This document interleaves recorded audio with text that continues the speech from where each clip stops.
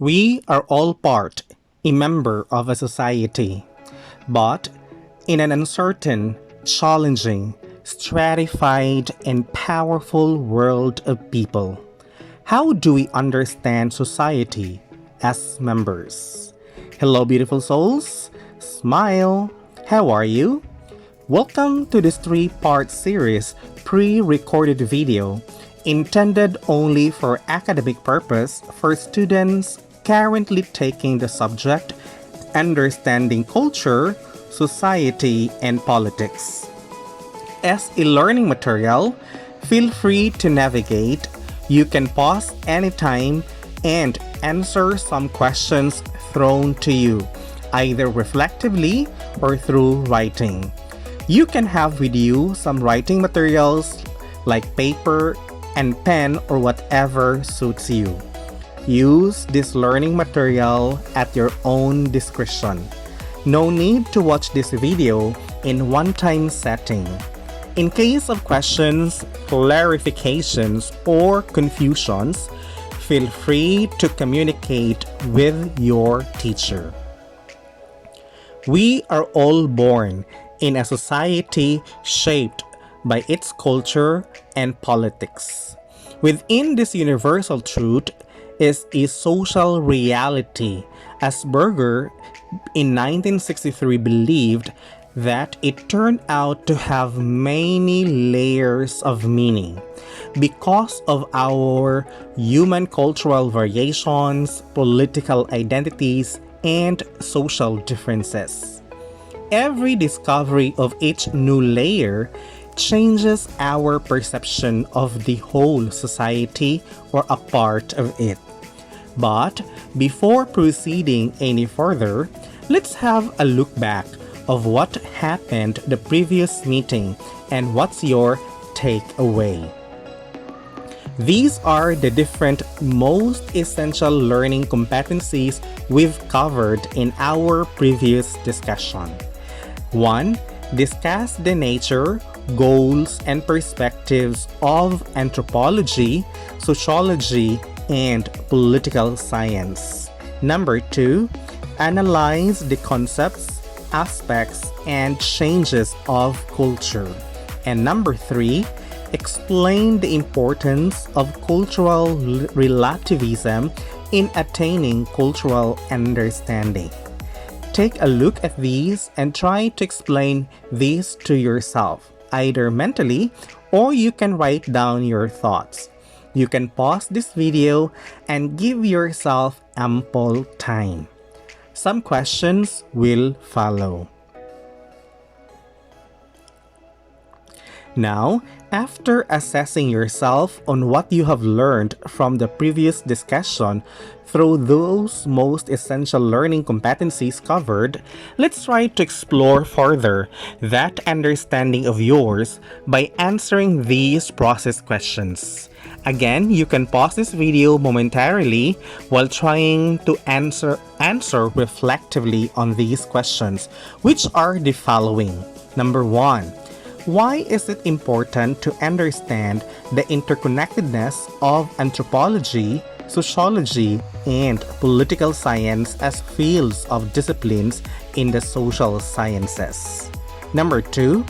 What is the right response in the variations of culture, social differences, and political identities in a given society? Number 3. How does cultural understanding help us behave in a society? Assuming that you have answered all of these questions, now let us proceed. As members of the society, we need to understand that our social interaction is largely dependent on our thought processes and patterns of behavior that are culturally, socially, and politically constructed. Since society is always about uncertainty and change, our social experience and frame of thinking must always be anchored on the lens of sociological perspective so as to help us grip on the sudden illumination of the new and unsuspected facets of human existence in a society. Thus, for this week, we will be exploring on our social membership in the society. Vital in this exploration and discovery is your sense of awareness of these different most essential learning competencies or MELCs, which are the following. 1. Explain the context, content, processes, and consequences of socialization. Number 2. Analyze the forms and functions of social organizations. These MELCs will anchor you of what's expected to be covered and learned in this lesson. Now, stop for a moment and take a look on what's presented to you. What are your thoughts grounded from your personal experience or observation? How does this mirror to that of your own experience? Why don't you take a look at these process questions so that whatever thoughts that come into your mind as you look at the slide, try to frame these on these questions. What issues or concepts are presented? How do these things manifest rules of social interaction? What are these rules of social interaction? How are different institutions guided by these rules of social interaction? Why is it important for individuals to learn about the culture of a society? Again, no pressure. You can answer this by yourself mentally, verbally, or in writing. Whatever comforts you is fine. You have the power and in control to direct your learning. How we become the person we are comes from our capacity for self-consciousness or understanding. However, such capacity is not an immediate occurrence, but a product of our experiences from our social interactions. Every social interaction has its own social mechanism dependent on its context. And every social mechanism commands a particular behavior or action. How we respond upon this is either a sign of obedience or disobedience. In here, you are presented with 5 statements about the topic. Take a look at each statement and decide whether you are going to agree or disagree. You can also give your own justifications on your response. So here it goes. Statement 1. Social groups are defined by boundaries. Agree or disagree? Statement 2. Group conformity is very high in large groups. Agree or disagree? Statement 3. Our social group can provide a motivation to violate cultural norms. Agree or disagree? Statement 4. Individuals' thoughts, feelings, and behavior are shaped in accordance to his or her social group. Agree or disagree? And lastly, Statement 5. People tend to hold negative attitudes towards members of their own groups than with the others. Agree or disagree. Remember, whatever is your response on each statement and whatever is your justification of that response, please remember that and revisit that one from time to time as we progress in our discussion. Now, let's take a look at some questions for reflections. Question number 1. What governs people's behavior? Question number 2. Is socialization voluntary or something that is imposed upon us? Question number 3.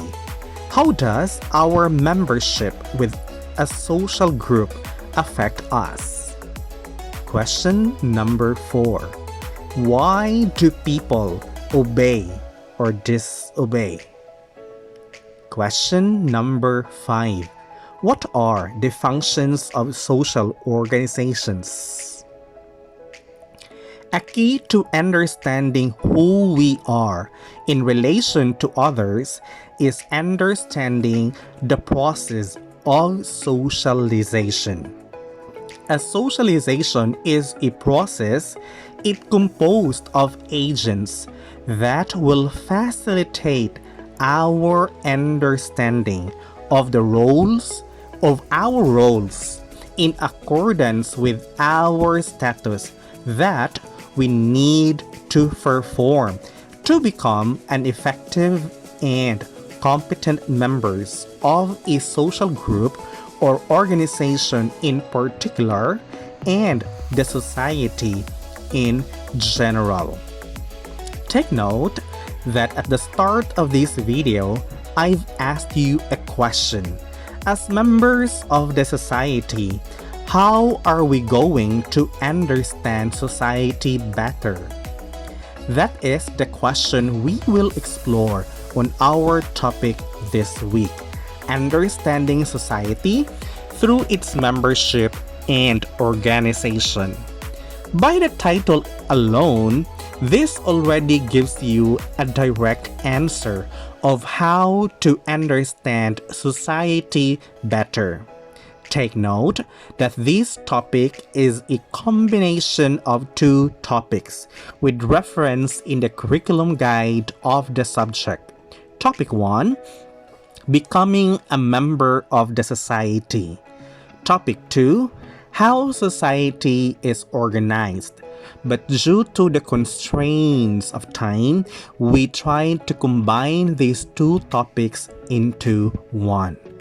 But before going any further, if at this time you are tired or bored, feel free to pause this video or skip some portions of this video and come back where you left when you are ready. So, let's begin the journey. Society is an organized system of rules and regulations. Say for example, cultural norms, values, our roles, etc. that serves as a mechanism of social control. These are learned through the agents of socialization, which then develop our understanding of who we are, with reference to our social, political, and cultural self, and what are expected from us to do as members of the society. However, every society like Philippines is made up of different social groups and organizations. Thus, in our membership to each of these, we undergo different socialization process, leading to learning different roles and functions and acting upon these based from social expectations. Apparently, questions like when and how do we become members of the society? How to sustain such membership? Why can we not seclude ourselves from social groupings? And how society is organized demand profound answers. These questions will be explored in our discussion.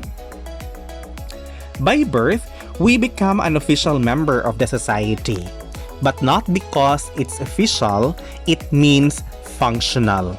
There's more to becoming an effective member of the society than just being born.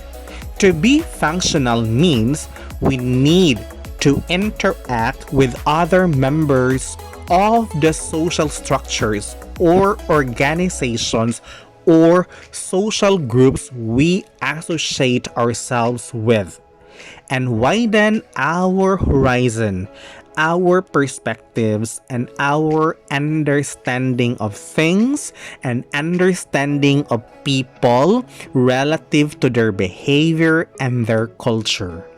This is possible through the socialization process.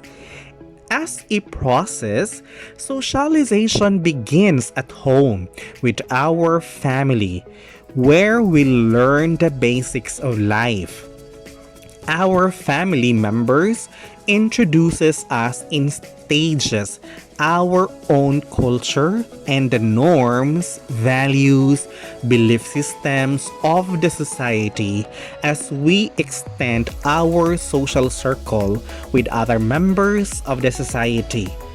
In the transmission of these social norms and customs, socialization teaches people what is expected of them in a particular group or situation. It is a form of social control because it teaches us our social functions or our social roles. This also helps individuals develop a social conscience aligned with the social norms and prepares them or prepares us to perform various roles as expected from us. Thus, socialization involves both the social structures and our interpersonal relationships. It contains actually three key parts: the context, the content and process, and the results. Now, when we speak of the context of socialization, it refers to our culture relative to the culture of other people we interact with, specifically if these people are coming from different society.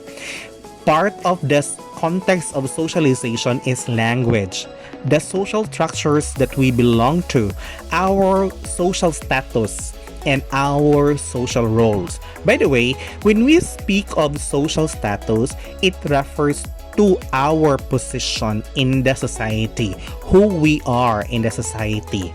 Now, for the second key part of socialization, which is the content and the process. This refers to our role execution, meaning to say if we have a certain role, we need to execute such role or such responsibility as dictated by our status. Say for example, if you are a student, that is your status. But what are your role or responsibilities as students, and how do you execute these roles? That is the content and process of socialization. At the same time, part of this key part is the duration.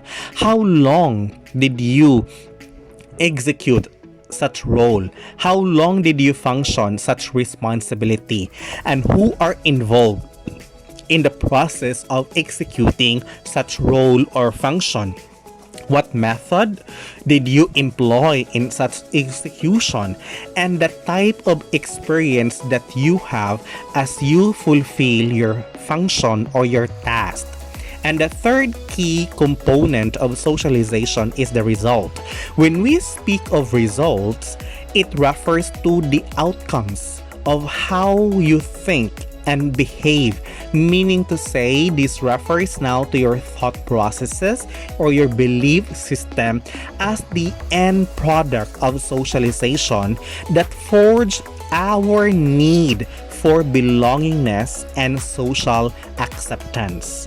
Now, take note that when socialization as a process flows smoothly, it fosters the sense of belongingness. But if not, or there is a certain conflict along the way, it leads us to be socially disintegrated. Now, when we speak of social disintegration, it means that there is a disconnect of our identity both as an individual and as a social being within the group's identity. Thus, when one does not feel welcomed and accepted in the group, he or she feels rejected and discriminated. That is why in our common language or in our parlance, in our informal conversations, we often say na upi ko or na out of place because we feel there's a sudden disconnect of ourselves within the group we associate with. Now, that feeling of belonging is or disintegrating is crucial in seeing one's own value as a human being that can largely influence on how to relate with other people. That is according to McCoy in 2017. The group we are in provides us the opportunity to share and contribute for the development of our society and to strengthen that feeling of membership in such group or in the society in general without violating the rights of others or the human rights as espoused in Article 3 Bill of Rights of the 1987 Philippine Constitution. But much more, we are more concerned of the general welfare or the common good. Our capacity to communicate and interact fortify that human impulse to socialize. Now, say for example, probably you have experienced this one personally, specifically for the ladies. No, when you are going to the CR, say for example, you are at school, when you want to go to the comfort room, you even try to ask your friend or your classmate to go with you.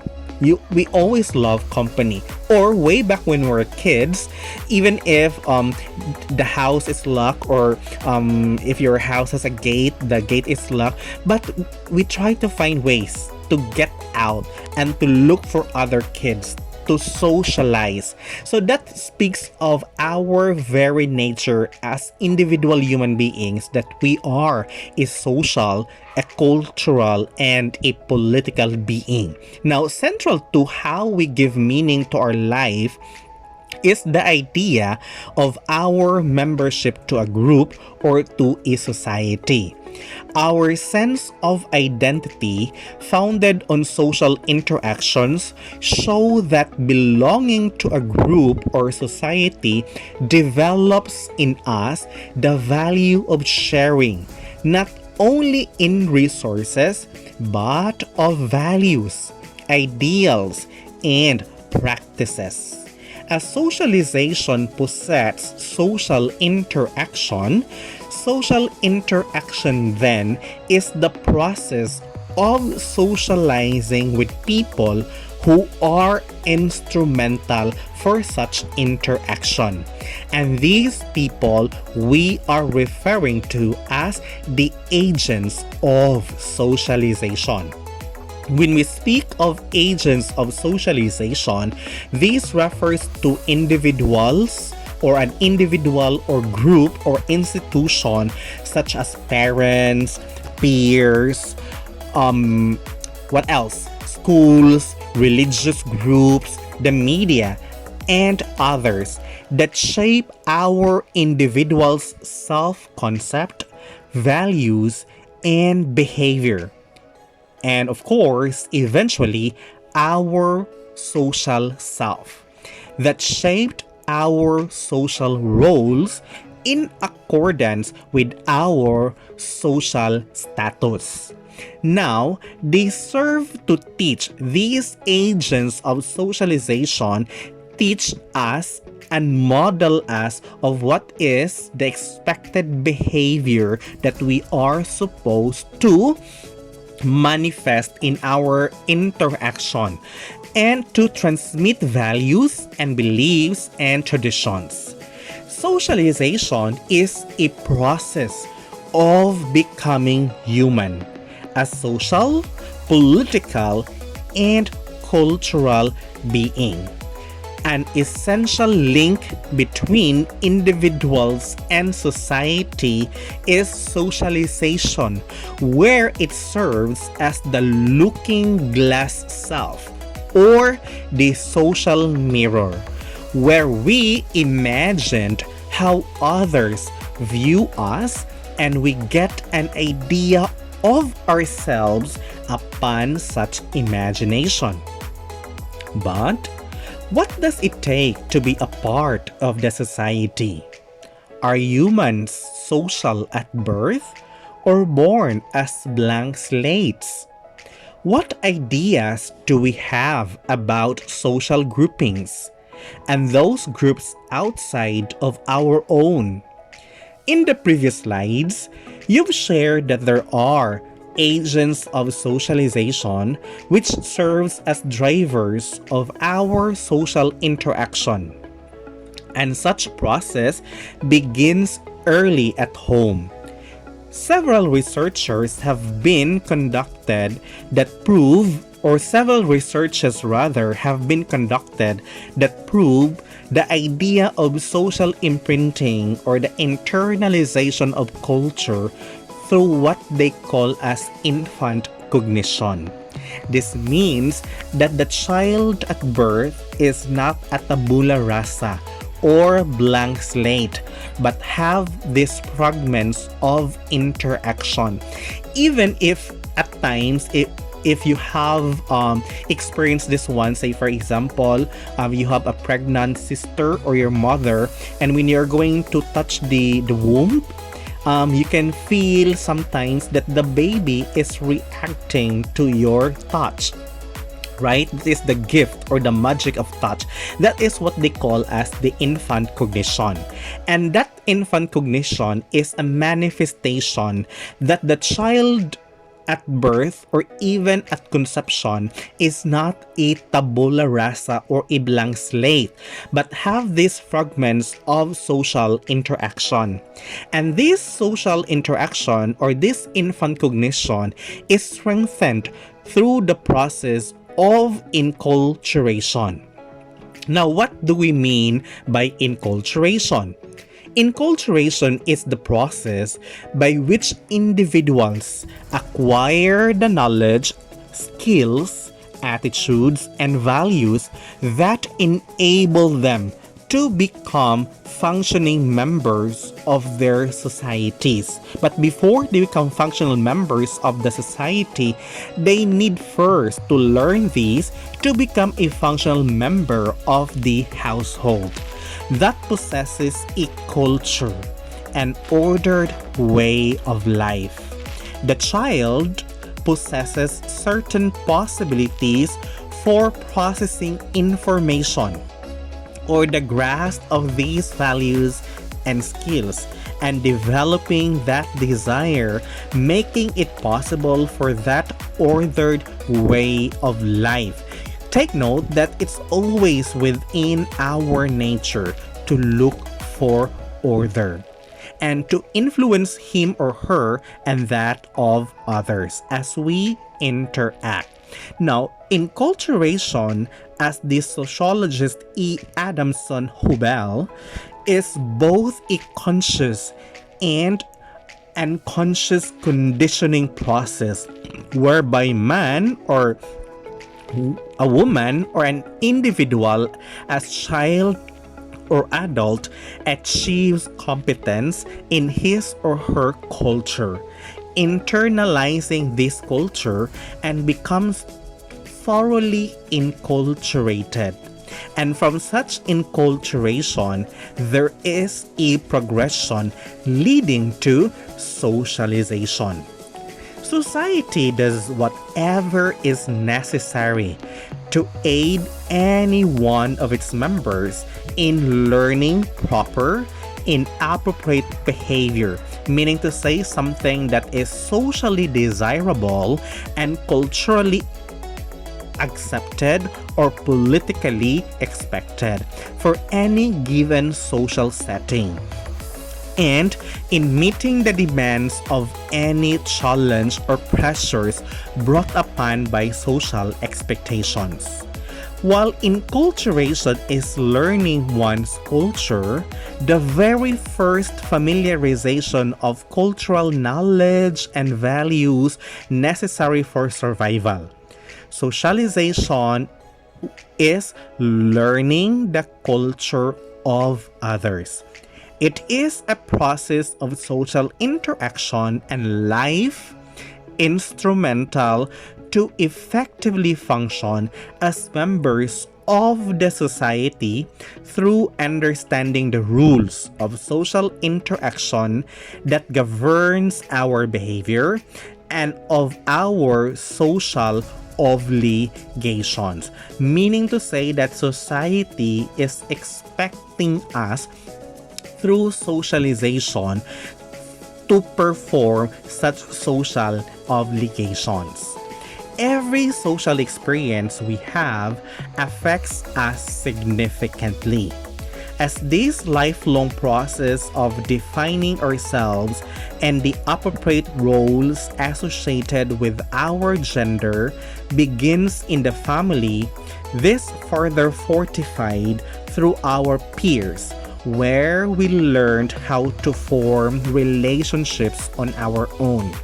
This learning is also cemented in school through a wide range of knowledge, skills, and values inculcated upon us by our educators to shape that correct attitudes about economic system, social system, political system, and all other social systems and issues.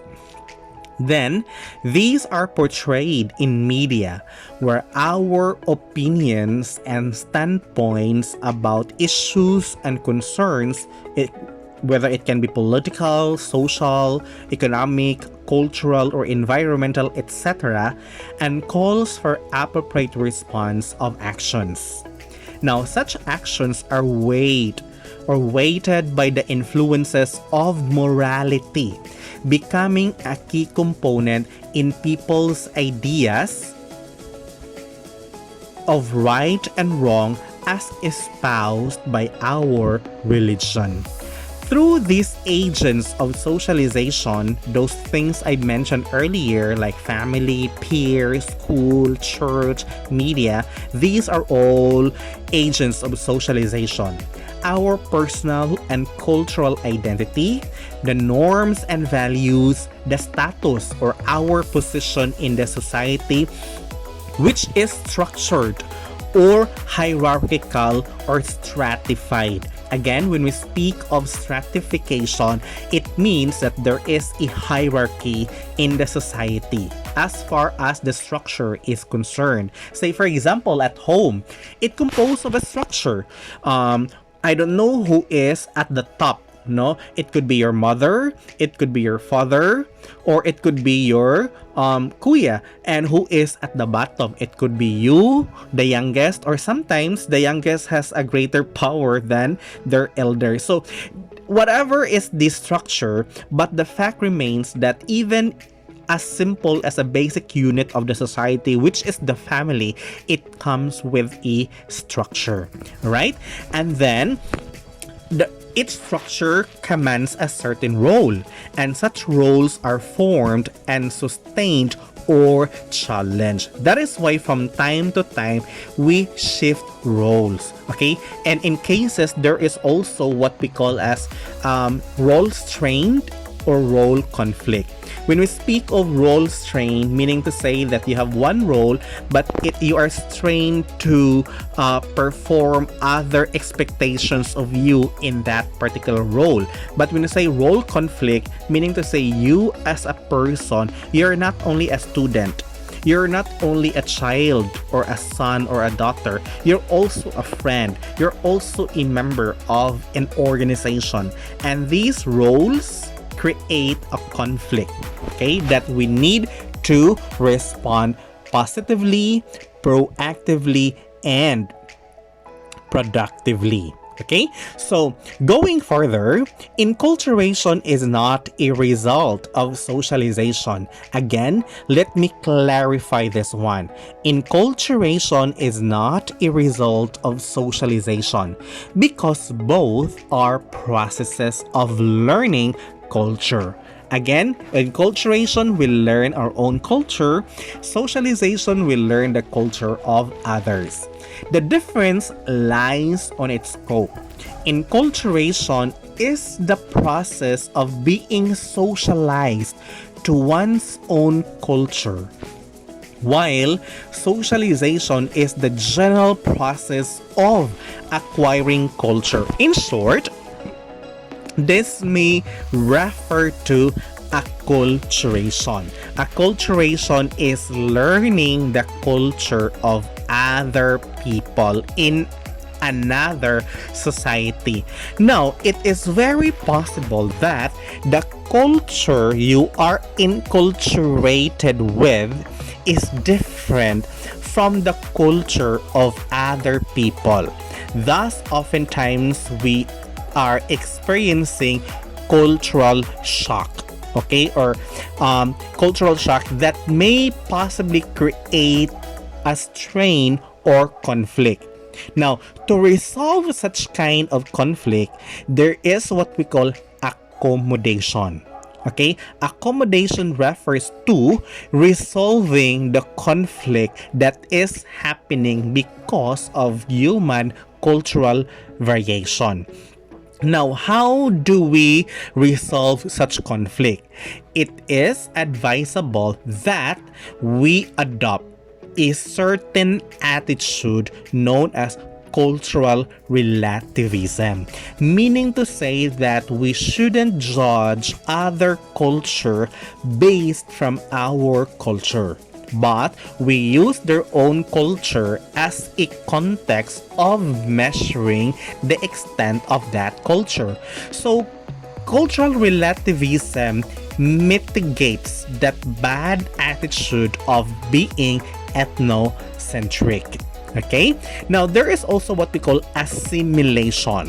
When we speak of assimilation, it means that you are, as the process of socialization, you're exposed with the culture of other people, you totally forget your own culture and you embrace the culture of that particular group of people or society. Say for example, you are a Filipino and you migrated to America, for example, or in the United States, and then out from staying there, you're so overwhelmed with their society, you're so overwhelmed with their practices, with their culture, and you totally embrace, you totally identify yourself as an American and you forget you're being a Filipino. That is assimilation because you are now rejecting your own culture. But regardless of the difference, enculturation and socialization both are learning experiences of culture that expects us or that impose upon us how to behave in a way that is acceptable to the society. In short, enculturation is the foundation of learning particular cultural traits, while socialization is the extension of learning with the norms, values, and roles of the society that we are expected to perform. Both teach individuals to conform on these norms and roles required for integration, an important process of becoming a member of the society. The more individuals are integrated with other cultures or societies, the lesser is the cultural shock and being ethnocentric, and the more they become or we become culturally sensitive and culturally relative. So, this concludes part 1 of the 3-part series for Topic 2, Understanding Society Through Its Membership and Organization. For the next video, we will be talking about conformity, deviance, anomie, and social control, where this concept of enculturation and socialization are further strengthened. Stay tuned for the next upload. And before I let you go, here is a reminder. Instead of judging others and their culture, let's try to become more understanding, culturally sensitive or relative, socially imaginative, and peacefully coexisting, because we are not in the position to judge but to understand. Take care always, and God bless you.